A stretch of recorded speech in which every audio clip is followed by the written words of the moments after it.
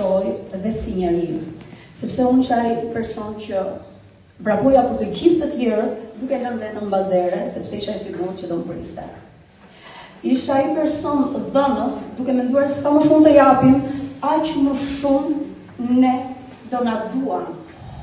Dhe ky ishte një besim i vjetër, sepse unë jam fëmija e madh në familje, kam rritur motrën dhe vllajin, dhe më thoshin ti do jenë më e pjekur, ti ke logjik, dhe kjo ishte rrënjosur aq shumë tek unë, sa që unë duhet isha e pjekur, unë duhet kisha logjik, dhe mos të shijoja as fëmirin time, as gjërat me mënyrën time, por duhet llogarisja që do i përqej gjithë tjerëve përveç meje.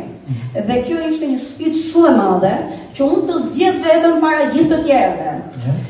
Dhe ky lloj besimi mua më ndryshoi këto meditimet e thella, dhe si ka qenë njohja ime me Ermalin, një tip nga teatri.